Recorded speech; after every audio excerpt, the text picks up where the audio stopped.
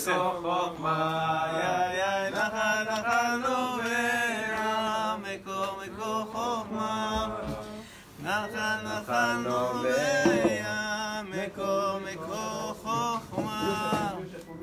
Beshem Hashem Na'aseh V'Atzliach. Boker Tov à tous.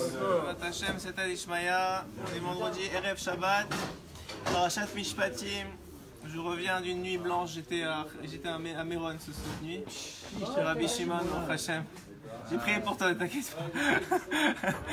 J'étais à Méron cette nuit, Baruch Hashem. Je te barre chez moi là. On est encore en Eretz Israël. Combien on a de chance en Eretz Israël? En 2 heures tu vas chez mon Rabbi Shimon, tu reviens, tu vas voir lui, tu reviens. Sans prendre l'avion. Je te barre chez moi sans prendre l'avion, sans se casser la tête, sans cloum. Baruch Hashem, je te barre chez moi là. Donc on va parler de Torah, heureusement. Et ces paroles de Torah.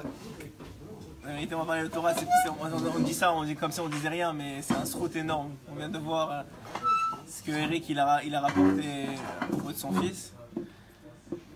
Je peux le dire? Baruch Hashem.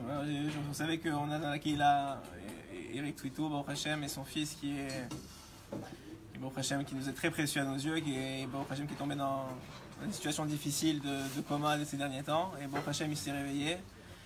Et il a rapporté beaucoup de choses, c'est pas des choses que j'étais pas là pour le vivre, mais beaucoup de choses de ce qui se passait en haut, en particulier l'importance de la Torah Kedosha, de l'étude de la Torah Kedosha, de combien c'est tout ce qui reste à la fin, de combien c'est la seule chose sur laquelle on est jugé. Et la Torah, on va voir, c'est marrant parce que c'est ça qu'on a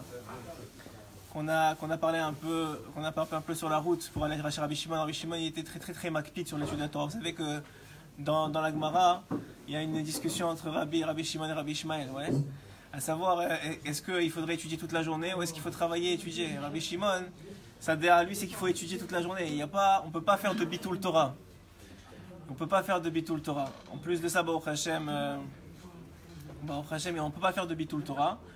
Alors il semblerait qu'on lui a fait comprendre en haut combien c'était important de faire attention à ne pas faire de bitul Torah. C'est-à-dire à ne pas, lorsqu'on a une occasion d'étudier la Torah, ne pas la gâcher. Malheureusement aujourd'hui avec les téléphones et tout ça, on n'est jamais tout seul.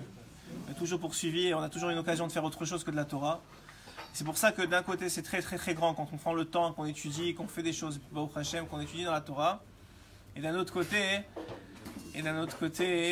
c'est aussi un grand Yetzer Hara. Alors aussi le fils d'Eric, il a, Baruch Hashem, été zoré de beaucoup de dévoilements. Et que Baruch Hashem aussi, il nous a dévoilé que ce qu'on sait déjà, que le Rav Toutou Baruch Hashem ici fait un travail extraordinaire. Et que c'est pas seulement en bas qu'on le reconnaît, mais c'est même en haut. Baruch Hashem. Donc on soit zoré que des bonnes nouvelles, Bezrat Hashem, à partir de maintenant. Et qu'on n'entende vraiment que des bonnes nouvelles. Donc on va voir un peu dans Rabbi Shimon dans la Gemara. Il y a une discussion à savoir c'est quoi du bitul Torah. C'est quoi? Ça veut dire quoi du bitul Torah? Alors il y a 3 dérotes. Première déra, ce que tout le monde sait, c'est que quelqu'un qui fait du bitul Torah, c'est qu'il a une occasion d'étudier la Torah et il la fait pas, il l'accomplit pas. Il a une occasion d'étudier, mais il n'étudie pas. Premier niveau de bitul Torah. Deuxième niveau de bitul Torah, c'est qu'un homme, c'est dans la qualité de l'étude de la Torah. Par exemple, ses capacités, c'est d'étudier le chasse. Mais lui, il va étudier des midrashim. Alors, personne ne peut savoir vraiment, mais il y a des niveaux de Torah. Lui, il peut étudier le sod. Mais non, le pshat. C'est plus facile pour lui, il ne veut pas se casser la tête. Ça s'appelle dans la qualité de l'étude, dans l'effort que tu fais. Rabbeinu Akadosh, il dit, il y a ce qu'on appelle la Torah Bekoar. C'est quoi la Torah Bekoar? C'est une étude avec force. Quand est-ce qu'elle est avec force? Dit Rabbeinu, lorsqu'un individu, il a des tirs d'aude dans la vie, il a des difficultés. Lorsqu'il a des problèmes, en particulier de Parnassa. Lorsqu'il a des choses qui vont l'empêcher de se concentrer. Lorsqu'il a des choses dans la vie qui vont l'empêcher d'arriver. Lorsqu'à ce moment-là, alors que la nature des choses et la logique des choses voudraient qu'il étudie moins bien, qu'il se concentre moins, qu'il mette moins d'efforts, au contraire, il se bat contre lui-même pour mettre plus d'efforts et plus de travail et il continue à étudier. Ça s'appelle Torah Bekoar. Et cette Torah-là, elle fait en sorte que ces filotes, ils sont acceptés. Elle fait en sorte qu'il reçoit du chen, tout celui qui le voit, c'est-à-dire de la grâce. Que ses prières sont acceptées, qu'il reçoit de la grâce. Parce que quoi? Parce qu'il vient de montrer à Kadosh Baruch que dans la qualité de l'étude, c'est pas seulement maintenant dans la quantité, mais dans la qualité de l'étude, dans la qualité, écoutez bien, dans la qualité de l'étude, il a prouvé que les événements de sa vie qui ont été faits justement pour qu'il prouve qu'il est capable d'étudier quand même et bien étudier, il a prouvé qu'il a gagné le combat. Ça s'appelle une autre forme de Bitul Torah. C'est incroyable qu'il ait dit ce mot-là. Troisième forme, on parlait de ça dans la route, pour Hashem. Alors, troisième forme de Bitul Torah, et ça c'est un chidouche de Rabbi Shimon. Troisième forme de Bitul Torah, c'est qu'un homme il peut étudier, ouais, et il peut, c'est-à-dire il rate pas ses temps, et non, il étudie avec concentration, c'est-à-dire et des choses qui sont matimes à lui, ouais. Mais le problème son problème à lui, c'est que sa Torah à lui, normalement, avec le temps qu'il y passe et les efforts qu'il met dans sa concentration, elle devrait faire des choses extraordinaires dans le monde, en haut et en bas. Mais parce qu'il n'a pas travaillé ses midot, parce qu'il lui manque dans le travail des midot, quelqu'un, il est pas, il fait pas attention, comment il parle, il s'énerve trop, il se bat pas dans la nature des choses, dans sa nature à lui. Donc maintenant, la Torah qu'il étudie, même s'il l'étudie dans le temps qu'il faut et dans la qualité qu'il faut, puisque sa qualité d'homme, elle n'est pas au niveau qu'elle devrait être, alors elle n'a pas l'effet escompté dans le ciel. Et ça aussi, ça s'appelle Bitul Torah. Pourquoi? Parce que la Torah d'un homme, elle dépend de l'homme qui l'étudie. Et je vous ai dit souvent que Rabbeinu, il explique que tous les événements qui nous arrivent dans la vie, et surtout les plus durs, c'est des occasions de sortir de notre médiocrité. C'est des occasions qu'Hachem nous donne de sortir de la nature médiocre de l'homme. Vous avez quelqu'un qui s'énerve contre vous ou qui vous humilie, la nature médiocre de l'homme, c'est de te répondre. C'est de s'énerver, c'est de l'humilier en retour. Mais c'est une occasion, nous dit Hachem, de montrer que tu n'es pas seulement un homme stam, tu es un juif, et pas seulement un juif, tu es un béné Israël, ça veut dire un fils d'Israël, donc un niveau beaucoup plus élevé même que le Yehudi. Vous savez que dans la Torah, il y a un niveau de Yehudi, qui est le niveau Pashut, on descend de Yehuda. Le niveau Pashut, selon la Torah, c'est quelqu'un qui a au moins un Karatatov. Yehuda, c'est lui qui a reconnu ce qu'il a fait avec Tamar. Au moins, il reconnaît la vérité. Ça, c'est Pashut. Quelqu'un qui ne reconnaît pas la vérité, ça veut dire qu'il nie la présence d'Akadosh Baruch Hu. Quelqu'un qui nie la présence d'Akadosh Baruch Hu, qui ne reconnaît pas la vérité, comme il nous a parlé, moi ça m'a touché, Baruch Hashem, je pense que c'est pour ça qu'on en parle aussi, malgré que la vérité tout est écrit, mais quand quelqu'un il revient de là-bas, où il a eu une période difficile, il a fait un coma, quelque chose, il revient, ça nous donne de la émouna. Veut pas, ça nous donne de la émouna. On est comme ça les hommes, on a besoin de savoir qu'il y a un homme comme nous qui a eu une expérience, qui a senti quelque chose, qui a vu quelque chose. Mais sauf, on voit quoi? On voit qu'un homme, il peut, de différents niveaux, rater le coche, pas arriver à ce qu'on lui demande, pas arriver à ce qu'on attend de lui. Et donc quoi? Donc là aussi on voit que ce soit dans la quantité, dans la qualité, ou même dans la qualité des midot de l'individu. Et quand un homme il arrive à ce niveau-là, alors il doit être face à la vérité. Première chose, il doit être un Yehudi. Un Yehudi, c'est quelqu'un qui admet la vérité. Je suis peut-être pas au niveau, j'y arrive peut-être pas, mais je reconnais la vérité. Je reconnais qu'Hachem il est émet, je reconnais que la Torah elle est émet, je reconnais que les rabbanim ils disent la vérité. Je reconnais la vérité. Je ne suis pas au niveau, mais je reconnais. Ça s'appelle le niveau de Yehudi. Deuxième niveau, beaucoup plus élevé, dit Rabbeinu Akadosh. Premier, l'écouter Moran, ça s'appelle un Ish Israéli. Un Ish Israéli, c'est un niveau d'Israël. Un niveau d'Israël, c'est l'homme qui va montrer à Kadosh Baruch Hu que les événements de sa vie sont là pour le sortir de la médiocrité, qui vaut mieux qu'un animal. Qui vaut mieux qu'un animal. Un Maaseh Behema, Masechet Sota, Dafyud, même Dafyud Dalet là-bas, la Mishnah elle dit qu'une femme sota elle doit amener une offrande. C'est quoi cette offrande? C'est une offrande de mincha, une offrande d'orge. Pourquoi? Parce qu'elle a fait un Maaseh Behema. Elle est soupçonnée d'avoir fait un Maaseh Behema. Elle a agi comme un animal. Quoi? Qu'elle s'est partie avec un homme qui était interdit. La Torah, elle parle, quand vous lisez la Gemara, c'est pas drôle. Elle dit, alors on l'oblige à amener de la nourriture d'un animal. L'orge, c'est la nourriture d'un animal. Pour te rappeler quoi? Tu es descendu aussi bas que ça. Tu n'as pas vu que les événements de ta vie, n'étaient pas là pour t'amener en bas, mais pour t'amener en haut. Tu n'as pas réalisé, on t'a raconté des histoires, il y a des gens qui sont partis de ce monde, ils sont revenus. Il y a des gens il y a des grabanimes qui sont là pour que tu n'écoutes pas. Toute la journée, on te rabâche les oreilles. Que tu sois pas au niveau d'Israéli, c'est une chose. C'est un travail, c'est un combat de tous les jours. Mais au moins, Yehudi, au moins que tu reconnaisses que c'est la vérité. Qu'à partir du moment où tu reconnais que c'est la vérité, tu mets tous les efforts du monde. Tous les efforts qui sont entre tes mains. Parce qu'on ne demandera jamais à un homme plus qu'il est capable de faire. Mais quand tu mets tous les efforts qui sont entre tes mains pour utiliser ce monde-ci, pour le mettre à profit. Moi, je suis témoin, Eric, il a eu une BMF. Tu es là, je peux le dire. Si tu n'étais pas là, je ne l'aurais pas dit parce qu'on ne parle pas comme ça. Mais Dafka, il était là, c'est une épreuve difficile. Avec un fils, tu ne sais pas ce qui va arriver demain, il est malade, difficulté. Je ne l'ai pas vu, je l'ai vu tout le temps sourire, tout le temps avoir la foi, tout le temps dire Bezrat Hashem. C'était une épreuve. C'est pas seulement une épreuve pour le malade. C'est une épreuve pour le père, c'est une épreuve pour la mère, c'est une épreuve pour les frères. On veut voir. Alors quoi, maintenant que tu es éprouvé, comment tu réagis? Est-ce que Béhémet, tu as confiance en moi? Est-ce que Béhémet, tu crois en moi? Est-ce que Béhémet, tu as compris que Akol Letova? Est-ce que Béhémet, tu as compris que le fait de croire à Akol Letova, c'est ça qui va amener le Tov? Est-ce que tu as comment la réaction, les prières, les tfilotes, la Torah? Tu vois là-bas, les gens, ils se retournent vers ce qui est vrai. Mais ce qui est Emet Mishpatim, on vient de sortir de Matan Torah. Première chose que fait Akadosh Baruch Hu, il dit à Moshe, voici les lois que tu vas dire au peuple d'Israël. Maintenant, tu vas les diriger. Jusque-là, ils ne savaient pas où aller.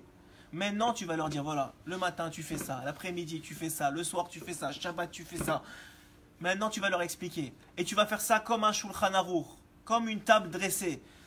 Tout celui qui, quel que soit son niveau, tu vas répéter pour qu'ils comprennent. Et chacun, il n'y a pas un qui doit être à l'écart de la Torah. Chacun, il est inclus dans la Torah. Chacun, comme il dit Rabbeinu dans l'écoute Moharan, au nom du Zohar, de Rabbi Shimon Bar Yochai, que les 600 000 âmes d'Israël, c'est qu'on forme les 600 000 lettres de la Torah. Je ne sais pas comment ils ont compté 600 000 lettres pour vous dire la vérité, je n'ai pas encore compris, mais il y a 600 000 lettres. Avec les blancs, sans les blancs, comptez comme vous voulez, mais ça marche. Il y a 600 000 lettres, oui. Ça veut dire quoi? Chacun d'entre nous, on a une part dans la Torah. Et on attend de nous quelque chose. On attend de nous quelque chose. C'est pas parce que la vie elle est difficile, c'est pas parce qu'il y a des occasions de s'énerver que quand tu t'énerves c'est justifié. C'est pas parce qu'il y a des occasions d'être médiocre que quand on est médiocre c'est justifié. C'est pas pour ça. D'Afka, si tu as des occasions de tomber, c'est justement pour dire, tu sais quoi, en toi tu as le même potentiel de réussir. Tu as le même potentiel de grandir. Tu as le même potentiel de surmonter. Et si tu surmontes, tu prouves que tu es un Ish Israéli. C'est ça ce que s'appelle un Ish Israéli. C'est quelqu'un qui dit, Rabbeinu il dit, c'est quelqu'un qui voit le Sechel de chez Bechol Davar. L'intelligence qu'il y a dans chaque chose. Aujourd'hui, on a eu l'occasion de partager un événement avec Eric. Et tout le Mahalach, on l'a vu à travers les WhatsApp, etc.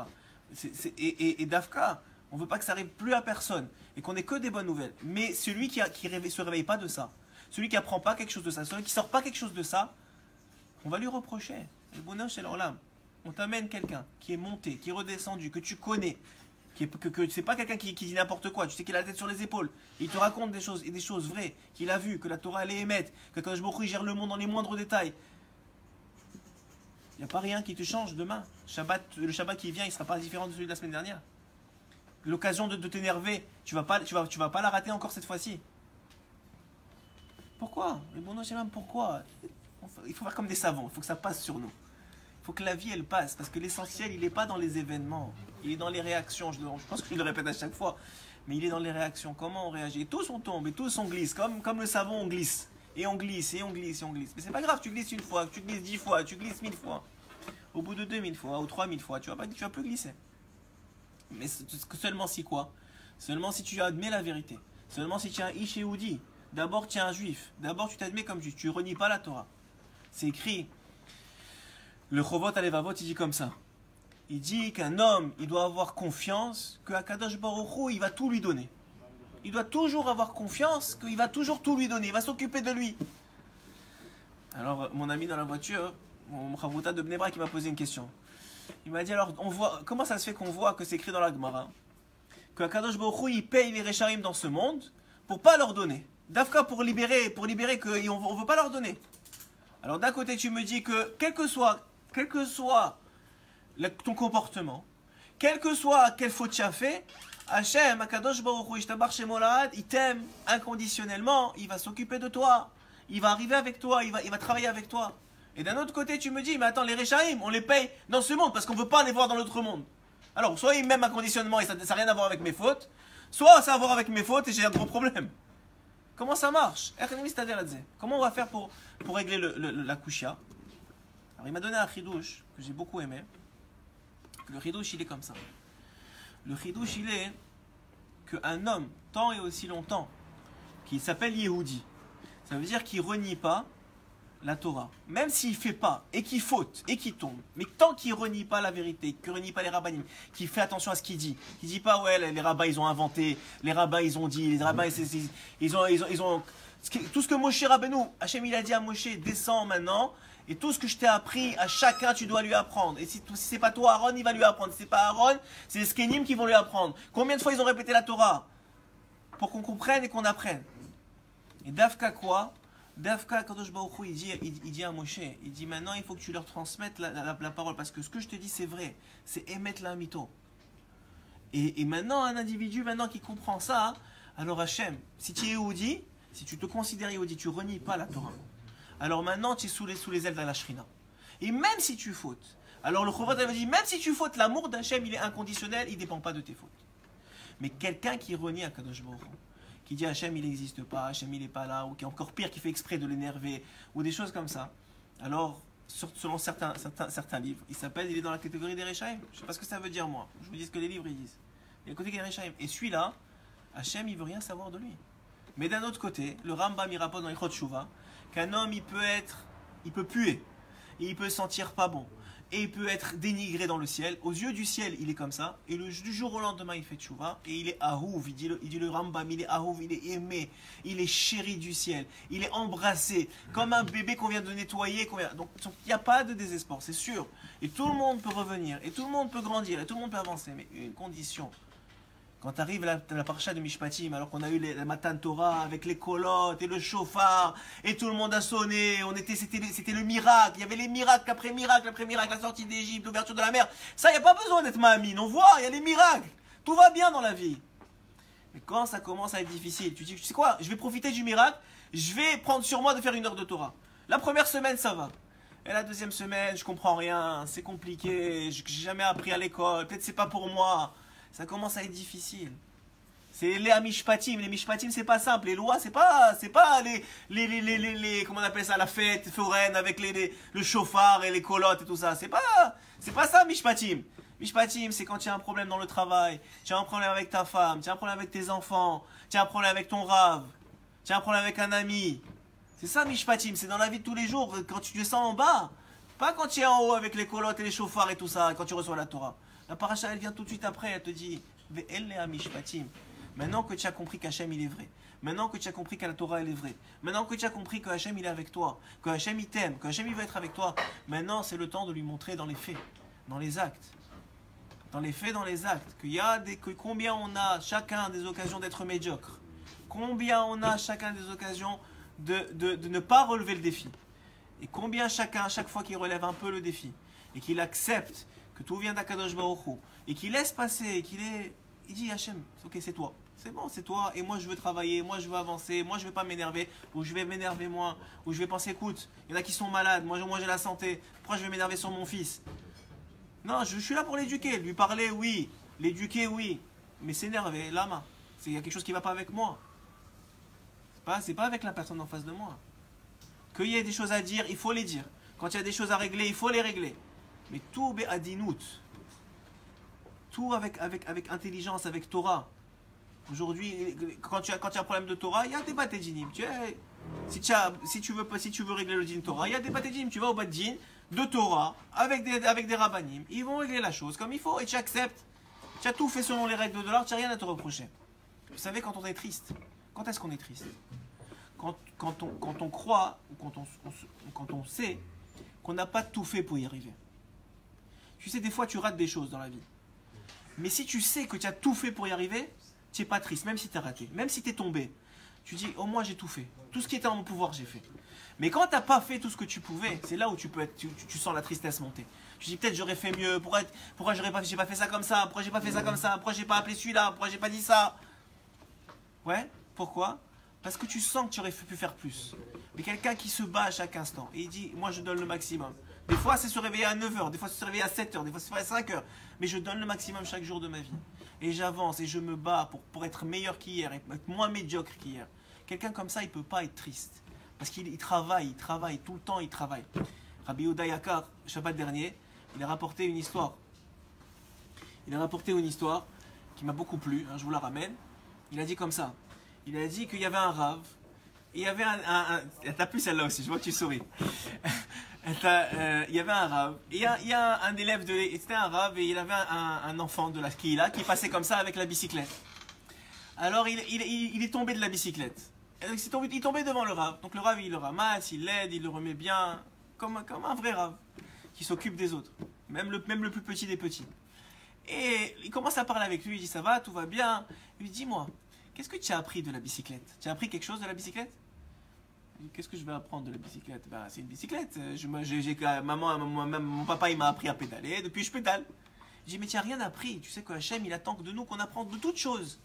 Tu n'as rien appris de la bicyclette. Alors il lui a dit non, j'ai rien appris. Moi je fais de la bicyclette, c'est déjà très bien. Il dit regarde, je vais t'apprendre quelque chose que moi j'ai appris de la bicyclette. Il dit c'est quoi que tu as appris de la bicyclette? Il lui a dit la bicyclette pour qu'elle marche, il faut tout le temps pédaler. Si tu arrêtes de pédaler, tu vas tomber. Tu vois, tu viens de tomber. Pourquoi? Parce que tu as dérapé. Ton pied il a lâché, tu as arrêté de pédaler, tu as perdu l'équilibre, tu es tombé. Tant que tu pédales, tu ne tombes pas. Mais tu sais, il y a un deuxième enseignement, ça c'était le plus beau. Il y a un deuxième enseignement que j'ai appris de la bicyclette. C'est que quand c'est dur, c'est que tu montes. Et quand c'est facile, c'est que tu descends. Quand tu es en bicyclette et que c'est facile, c'est que tu es en train de descendre. Quand tu es en bicyclette et que tu pédales et que c'est dur, c'est que tu montes. Quand tu te bats contre toi-même, quand tu te bats contre les aimants de ta vie, quand tu te bats contre la fainéantise et la colère et l'arrogance et tout ce que tu veux, c'est que tu es en train de monter, c'est pas que tu es en train de descendre. Mais le Tsar, qu'est-ce qu'il fait? Quand tu es en bas, il ferme les volets, il met l'écran plat là, avec le faux paysage de la mer en face de toi et les arbres, etc. Donc tu as l'impression qu'il n'y a aucun problème. Et quand tu es en train de monter, il lève l'écran et là tu vois le désert et les nechashim et les scorpions et les serpents. Tu es en train de monter, attends, mais je comprends pas, là j'ai peur, qu'est-ce qui se passe, d'où ça vient? Tu vois tout ce qui va pas chez toi. Tu dis alors non, moi je veux quand c'est tout beau. Mais Dafka c'est le contraire, c'est le contraire qu'il dit. Il dit quand tu montes et que c'est dur, c'est parce que tu es en train de monter, tu es en train de te battre, tu es en train d'avancer, tu es en train de grandir. Quand tu ne comprends pas une Gemara, tu peux fermer le livre, c'est vrai. Mais tu peux demander à quelqu'un, bon, Hachem, ici on a des Avrechim, le Rav il a mis des Avrechim qui sont là pour tout le monde. Béhémet, on dirait qu'il les a scrutés avant, il leur a dit si vous n'étiez pas là pour les gens qui viennent vous demander des questions, ne rentrez pas au collège. Hein? C'est vrai, c'est ce qu'il a fait. C'est ce qu'il a fait, Dafka. Alors on voit quoi? Que Béhémet, ils sont là. On leur demande. Béhémet, plus important que leur propre Torah, et c'est rare, moi je vous dis, c'est très rare. Que des Avrechim, que plus important que leur propre avancement, que leur propre Torah, c'est la Torah des autres, qui aident des gens qui sont là, qui viennent d'étudier avec eux. Ils s'arrêtent dans leur étude, n'importe quelle question que tu as, il va. Moi, combien de fois j'ai eu des questions, des Avrechim, des Chavruta, ils arrêtent son étude à lui, il va, il cherche dans les livres, il me la ramène, il m'amène la référence. Pour tout ça, pourquoi? Alors qu'il est en train d'étudier, il peut ne pas me répondre.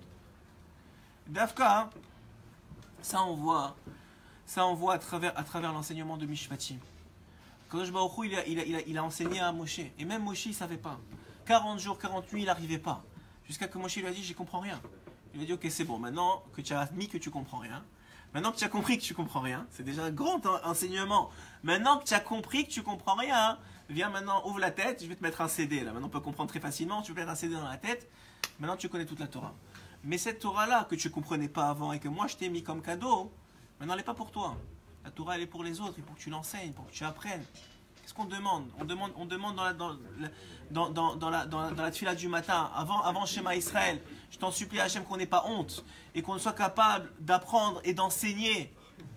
Pourquoi? Chacun d'entre nous, Rabbeinu Akadosh, il dit, chacun d'entre nous, on a des neshamot connectés, chacun il a 300, 400, 1000, 2000, 6000, 10 000, qu'il peut lui renseigner, qui sont en dessous, ça veut rien dire, mais qui sont à des niveaux que tu peux leur enseigner. Et toi, tu apprends de plus haut que toi, ou quelqu'un qui est aussi, que toi tu es dans sa ravila à lui, dans son groupe à lui, et comme ça avance. Chacun il est capable. Chacun il a sa part dans la Torah. Chacun il est capable. La seule chose, c'est d'abord d'être un Yehudi, d'abord de reconnaître la vérité. Parce que combien de fois on a vu des gens même qui sont passés eux-mêmes par la maladie, et qui ont été sauvés, et qui sont sortis de la maladie. Et au début, c'était tout feu, tout flamme. Et après, petit à petit, ça s'est redescendu normal, comme ils étaient avant. Pourtant, ils ont vécu des miracles. Mais les miracles, ça ne suffit pas. Nous aussi, on a vécu des miracles. Quand on est sorti d'Égypte, on a vécu des miracles. À l'ouverture de la mer, on a vécu des miracles. Qu'est-ce qui est arrivé juste après Matan Torah? On a fait le veau d'or. Pourquoi ça ne suffit pas, les miracles? Parce que en fonction du miracle, tu montes de niveau. Quand tu connais plus Hachem et tu vois Hachem dans ta vie, tu montes de niveau. Et quand tu montes de niveau, ton Yetzer Hara, c'est l'enseignement de la Gemara Maseret Brachot, ton Yetzer Hara, il monte avec toi. Donc maintenant, si toi tu as reçu la Torah, c'est parce que ton niveau, il a monté pour recevoir la Torah. Et ton Yetzer Hara, il est au niveau de celui qui est capable de recevoir la Torah. C'est le Yetzer Hara du veau d'or. Ils n'auraient pas pu faire le veau d'or s'ils n'avaient pas reçu la Torah. C'était impossible d'avoir ce Yetzer Hara là. La Gemara, elle rapporte à propos du roi Ménaché que Rav Ashi, il est venu voir le Rav Ménaché. Il n'est pas venu voir le Rav Ménaché. Il était en train de parler au Kollel. Il était en train d'étudier. Ils étaient en train d'étudier la Torah sur le Rav Ménaché. Et pendant la discussion, au lieu de dire le roi Ménaché, Melech Ménaché, il disait Ménaché. Ménaché il a fait ça, Ménaché il a fait ça, Ménaché il a fait ça. Alors, le Rav Ashi rentre chez lui, il mange, il dort, il s'endort. Et le roi Ménaché, il faut attention de dire Melech Ménaché, le roi Ménaché, il vient dans son rêve. Il lui dit, dis-moi, toi et moi on est copains, on se connaît. Depuis quand tu m'appelles Ménaché? Devant tout le monde comme ça, tu m'appelles, on dirait que je suis rien du tout. Tu sauras que je suis de la lignée de Yehuda, je suis un roi. Comment tu me parles comme ça? Il dit, oui, mais quand même, tu connaissais tellement de Torah, et tu as fait faire Avodah Zara à toi, à Israël. Comment tu as pu faire une chose pareille? Qu'est-ce qu'il lui a répondu? Il n'était pas tunisien, mais je vous la fais à tunisienne. Il lui a dit, si tu avais toi avec ta djellaba là, si tu étais avec ta djellaba à mon époque, tu aurais pris ta djellaba, les ponts de ta djellaba, tu l'aurais sauvé, tu aurais couru comme ça derrière la Avodah Zara. Pas tu aurais fait Avodah Zara, tu aurais couru derrière. Qu'est-ce que ça veut dire cette réponse là? Qu'est-ce que ça veut dire? Alors le Shmuelevitch il répond, il dit cette réponse là, c'est que le Rav Ménaché il est en train de dire à Rav Ashi, qui est beaucoup plus tard, qui est arrivé beaucoup plus tard dans le temps, il est en train de lui dire, sache que si tu as vu tant de Avodah Zara de mon époque, je suis tombé tellement bas, c'est parce qu'en vérité j'avais d'Afka tellement de Torah. C'est parce que j'avais tellement de Torah et que le Yetzer Hara il s'est attrapé sur moi tellement fort à cette génération. Et toi maintenant, tu es dans la génération où ils ont déjà, les Chachamim, comme dit la Gemara, ils ont déjà mevatel Avodah Zara, le Yetzer Hara de l'Avodah Zara. Ils l'ont annulé le Yetzer Hara de l'Avodah Zara. Donc toi tu crois, tu te dis comment c'est possible, avec tellement de Torah qui est beaucoup plus que Rav Ashi, il a pu tomber avec quelque chose que moi il n'est pas shayach à moi. Moi, je ne cours pas après l'Avodah Zara dans ma génération. Ouais. Mais c'est parce que c'est plus le même Yetzer Hara. Aujourd'hui, il y a d'autres Yetzer Hara. Aujourd'hui, il y a le téléphone. Aujourd'hui, il y a les... ce que vous voulez, vous... Name it, comme on dit en anglais. Ouais. Name it. Mais quoi? Mais tout part. Et c'est pour ça que j'ai trouvé ça incroyable. Que Ethan, il a dit... que ces paroles de Torah soient pour la fois chez les mains de Ethan Moshe Chaim Ben Chana, voilà, Baruch Hashem, et Davka, que en vérité, on parle de quoi? On parle de quelqu'un qui a dit quoi? Il a dit pour redescendre, il disait Bitul Torah, Bitul Torah, Bitul Torah. C'est que tout part de là. Quelqu'un qui se déconnecte de l'arbre de la vie, il ne peut pas s'étonner après de ne pas être vivant. Rechaim, Nikraim, Metim. Ceux qui ne sont pas connectés à la Torah, ils sont appelés morts, même si vous les voyez marcher dans la rue. Pourquoi ils sont appelés morts? Parce qu'ils sont en descente. Ils sont sur la bicyclette en descente. Ils ne sont pas en montée. Quelqu'un qui ne monte pas, il est mort. Qu'est-ce qu'il fait dans ce monde? Qu'est-ce qu'il fait, Ribono Shel Olam? Tu vas rendre des comptes. On va tous rendre des comptes. Parad Pradim. Hachem, il nous aime. Hachem, il va être bon avec nous. Mais on a des occasions de grandir. On a des occasions d'avancer. On a des occasions d'être vivant. C'est quoi être vivant? C'est relever les opportunités de la vie de grandir. C'est ça, être vivant. Et sans la Torah, c'est impossible. C'est impossible. Même celui qui te dit oui, mais tu comprends, moi, je suis très gentil avec les gens et j'ai beaucoup de respect. Et tu vois, tous ces religieux, ils n'ont pas de respect. Mais mon grande, si toi, tu étais dans la religion, tu aurais probablement un beaucoup plus grand Yetzer Hara que le religieux que tu vois en face de toi. Et sûrement, tu serais tombé beaucoup plus que lui. Toi, Yetzer Hara, il a dit quoi? Il ne fait pas la Torah, il ne fait pas les mitzvot. On va lui donner le sous-fifre du Yetzer Hara, pas le vrai Yetzer Hara. Donc lui il dit, mais tu comprends, moi je respecte les gens, et moi j'insulte personne, et moi je vole pas. Quoi la cavote? Mets-toi un peu dans la Torah, on va voir quel Yetzer Hara il va t'attraper, on va voir comment tu vas réagir. On va voir. Mets-toi dans la Torah, grandis, commence à couper, à arrêter de travailler Shabbat. Commence à commencer à étudier la Torah, à mettre des heures fixes. On va voir si le Tzerara, il te fait pas des mois où tu n'arrives pas à finir les mois, tu dis c'est à cause de la Torah, peut-être je vais tricher, peut-être je vais faire ça. Qu'est-ce qui va t'arriver comme mauvaise pensée dans la tête? Bien, commence à rentrer dans la Torah, tu vas voir le Tzerara que tu vas avoir. Tu savais même pas qu'il existait, Bechlal. Toi, de ton piédestal là-bas, tu dis, mais moi, je respecte les gens, mais moi, je fais. Mais quelqu'un sait que c'est quoi ton Yetzirah? Quelqu'un, il connaît le niveau de ton Yetzirah? C'est écrit dans ma Sechet Brachot. C'est écrit quand un homme il va se partir de ce monde, il y a deux options. Soit c'est un très grand tzaddik, et à ce moment-là, il va voir quand il va sortir de là, avant ça, il va voir que son Yetzirah, il était énorme. C'était inimaginable. Soit tu n'es pas quelqu'un qui était tzaddik, et ce qui avait l'air très très facile, en vérité, il est tout petit, c'est rien du tout. C'est un Yetzirah de rien du tout. Et lui, il a dit, ouais, j'ai réussi, mais c'était rien du tout. Mais qui peut savoir ça? Il n'y a que Kadosh Baruch Hu qui peut savoir ça. Et en fonction, nous dit la Gemara, en fonction de l'épreuve, du Nisayon, la capacité. Tu vois quelqu'un qui a un grand Nisayon dans la vie. Quelqu'un, il a des problèmes, je sais pas, moi, il est attiré par les femmes, il est attiré par l'argent, ce que tu veux. Ne juge pas, tu sais pas c'est quoi son Yetzirah. Tu sais pas d'où il sort. Tu sais, toi, avec toi, tu sais ce que tu sais qu'est-ce qu'il y a en toi. Toi, tu sais qu'est-ce qu'il y a en toi. Ce qu'il y a en toi, tu te bats, tu avances. Hier, je me suis énervé alors que j'aurais pas dû. Aujourd'hui, je m'énerve moins. Hier, j'étais pressé. Aujourd'hui, je suis moins pressé. Pourquoi? Hachem, il va s'occuper. Hachem, il arrive. Mais quand il s'agit de la Torah, d'être matmi dans la Torah, d'étudier, de se sacrifier, d'avancer, c'est tout ce qui reste. C'est pas moi qui l'ai dit, bon, Hachem, pour une fois. C'est pas moi qui l'ai dit. C'est tout ce qui reste. C'est tout ce qui reste. La refoua, tout ça. Pourquoi Hachem? Il te réveille, il te des électrochocs. Réveille-toi, mon fils. Je veux de toi au Gan Eden. Je veux de toi au Gan Eden. Il y a un pirouche qui dit comme ça. Non, pas le Maharal, le Ramchal. Le Ramchal, il rapporte comme ça. Le Ramchal, dans son livre, non, pas Mesilat Yesharim, dans Derech Hashem, voilà. Dans Derech Hashem, merci. Dans Derech Hashem, là-bas, il dit comme ça. Il dit qu'un homme, lorsqu'il va se battre contre son Yetzirah, il va recevoir des récompenses, ouais. Il va recevoir des récompenses. Au Olam Haba, il va recevoir des piles et des piles et des piles de récompenses. Mais il y a un Zohar que Rabbi Shimon il dit que celui qui n'a pas étudié le sod de la Torah, il n'a pas le droit au Olam Haba.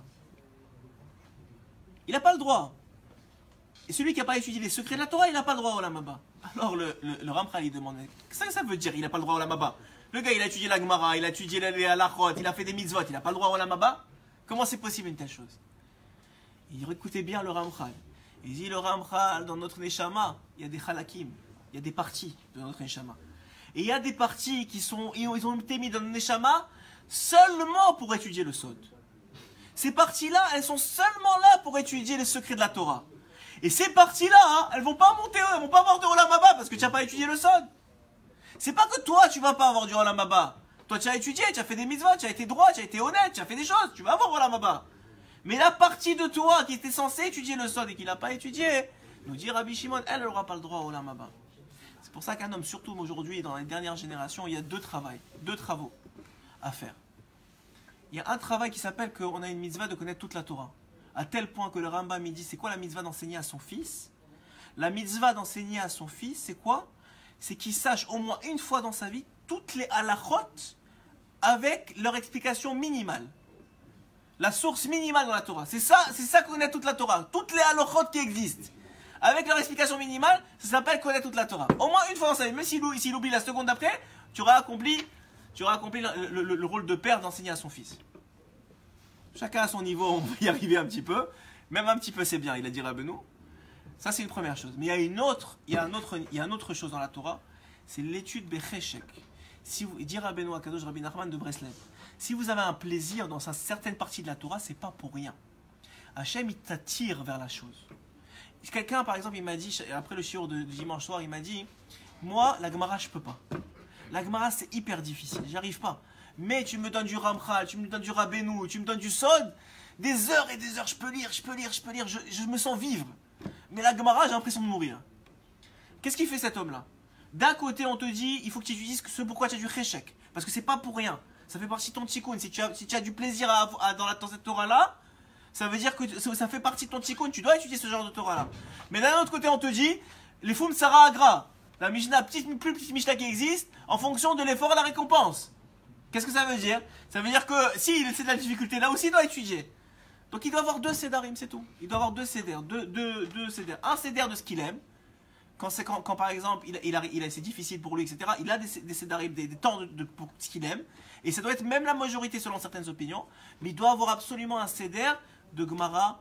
Comme il dit Rabbeinu, c'est le sot de tout. Et de l'Acha, c'est la base. Même si c'est difficile, même si c'est ardu, même s'il n'aime pas, tu rentres dans Baba Kama, Baba Metsia, tu as envie de te tirer une balle. Ouais, tu te dis pourquoi est-ce que Hachem il a mis des choses comme ça dans la Gemara pour me m'enseigner maintenant aujourd'hui à mon époque. Et lui, il a tiré le lac de lui, et il a tiré le taureau, et lui, de telle partie, à qui ça appartient, mais tu deviens fou. Ouais. Et tu vois, c'est pas les agadotes et les trucs. Mais même ça, Dafka, ça c'est les fum Tsara Agra. Ça s'appelle aussi ne pas faire tout le Torah. Ça s'appelle aussi. Vas-y. Ça s'appelle étudier vraiment l'Ishma. Ça s'appelle l'Ishma. Mais selon Rabbeinu, même celui qui étudie avec Réchek, c'est l'Ishma. Rabbi Nathan, il rapporte dans l'Écouté à la Chod.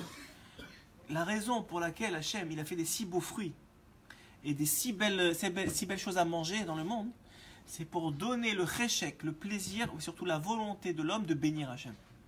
S'il y a des choses aussi belles dans le monde, dit Rabbi Nathan, dans les halachot de bénédiction pour la senteur, il dit là-bas, Rabbi Nathan, qu'un homme, pourquoi Hachem il a mis tellement de beaux fruits? Pour qu'il ait envie des fruits. Mais pas pour le fruit lui-même, pour qu'il ait envie de bénir Hachem pour le fruit. C'est pour ça qu'il y a des tellement beaux fruits. Combien un homme il perd quand il bénit pas? Il vient de perdre toute la raison du fruit. Et dit Rabbi Nathan, quand un homme il bénit le fruit, il vient de quoi? Il vient de finir le fruit. Il vient de finir la création, il vient de finir le fruit. Et on sait, Maseret Sota encore une fois, dans Maseret Sota c'est écrit que celui qui finit la mitzvah, c'est comme s'il avait fait toute la mitzvah. Faites très attention à ça. Souvent le Yetzirah, il va te faire les mitzvahs, tu dois amener par exemple de l'argent à quelqu'un. Tu fais tout le voyage, et à la fin tu dis ouais, tu rencontres quelqu'un qui habite dans son même immeuble, tu dis tiens, rends-lui, donne-lui l'argent. Tu viens de perdre le sahar de toute la mitzvah. Tu as gagné seulement le sahar de ta partie à toi. Mais celui qui finit la mitzvah, il gagne le sahar de toute la mitzvah. Il gagne la récompense de toute la mitzvah. Depuis le début jusqu'à la fin. Depuis celui qui a creusé le trou, et qui a mis la semence, et que ça a poussé, et qui a récolté, et qui a prélevé, et qui a prélevé le fruit, et qui a prélevé le maaser, et qui a prélevé la dîme, et qui a prélevé ça, et qui s'est cassé la tête pour que ce soit cachère. Depuis le gars qui a vendu pas plus que 20% parce qu'il ne voulait pas voler personne. Et tout ça, tu ramasses tout. Parce que tu as fait la bracha sur le fruit. Sur les mésonotes. Sur les fruits, sur les légumes, et sur les mésonotes. Sur tout ça.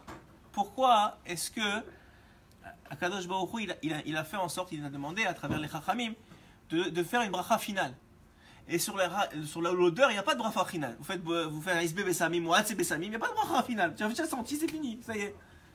Il dit Rabbi Nathan, parce que pour le fruit, quand tu veux pas, on se connaît, et malgré que tu as béni Hachem pour le petit beau fruit, tu as aussi un profit de ce fruit-là. Tu vas être rassasié, tu vas servir Hachem avec, tu as un profit.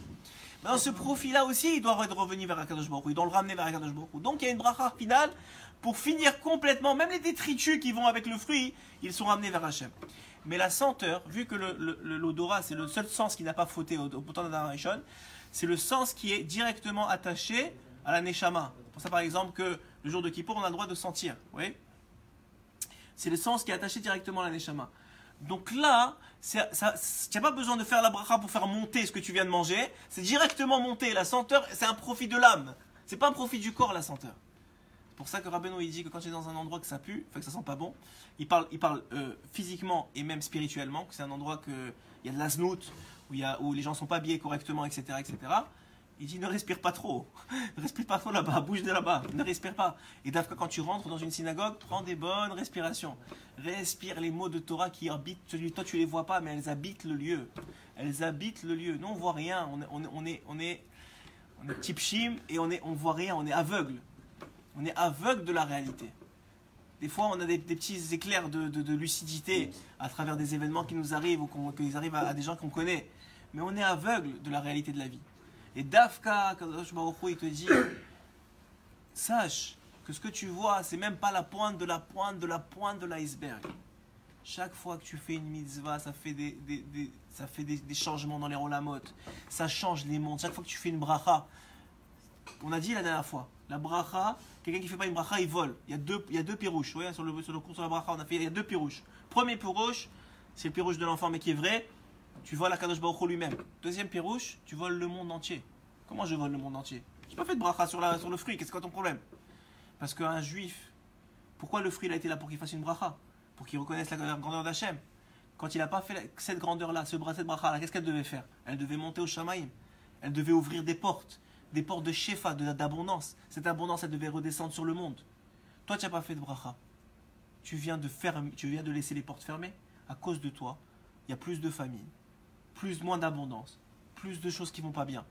Alors que tu aurais pu faire la bracha. Et chacun à son niveau. Des fois, tu fais la bracha, mais tu l'as fait trop vite. Tu l'as fait en faisant autre chose. Chacun à son niveau. Chacun, il peut avancer. Chacun, il peut faire tchouva à la tchouva. Mais une chose, et on va finir sur ça. Une chose. D'abord, il faut être yéhoudi. Il faut être yachar. Il faut être droit. Il ne faut pas se mentir. Il y a une vérité. Je ne suis pas au niveau. C'est aussi sévéré. Hachem, il ne m'a pas donné les kochot pour l'instant. Ça, c'est la première chose. Deuxième chose, il faut savoir que la vie, c'est que des occasions de grandir. C'est que ça. C'est des occasions d'éviter de continuer la médiocrité de l'homme. Et en grandissant, Dafka, tu deviens quelqu'un qui monte, même si c'est difficile dans ce monde. Mais après ça, tu vas voir combien tu as réussi à amasser et surtout combien tu vas être heureux d'avoir dépensé tes énergies pour la vérité et pas pour le mensonge. Que ces énergies-là que tu vas dépenser, tu les as directement amenées avec toi. Pas qu'ils sont restés dans ce monde-ci, dans la terre. Comme la poubelle, quand tu manges, il y a une partie qui va aux toilettes. Si vous imaginez, quand un homme il arrive à 120 ans, il réalise que tout était parti aux toilettes. Tout était parti aux toilettes. Comment il va se sentir? Alors Dafka, un homme, je pense, moi, je ne sais pas le shiur que je voulais faire ce matin, mais de ce qui m'a transmis Eric à travers son fils de l'histoire, et Dafka, j'ai pensé à ce qu'on a dit sur le chemin pour Rabbi Shimon. C'était très matime de comprendre combien un homme il a gagné, au moins de ne pas se rebeller, au moins d'admettre que c'est la vérité, au moins si Hachem il a fait que tu as un rave, ou que tu écoutes un rave, ou que tu es dans une synagogue, de l'écouter, de ne pas dire ah c'est que des bêtises, ah mais de toute façon je suis pas d'accord. Qui on est pour pas être d'accord? Qui on est Ribono Shelom pour pas être d'accord avec la Torah? Qui? On sait même pas ce qui est arrivé hier, on sait pas. Mais on ne parle même pas du futur, on n'est même pas prophète. Même hier on n'a pas compris ce qui est arrivé. Et dans 20 ans on va se dire mais il y a 20 ans il m'arrivait un truc, c'est bizarre. Ça veut dire même ça on sait pas. Alors soyons à notre place, comprenons qu'il y a un Boré Olam qui dirige le monde entier dans les moindres détails. Pour notre bien, pour faire notre tikkun, pour nous amener au plus proche de lui. Et comprendre ça, c'est aussi lui prouver dans les actes qu'on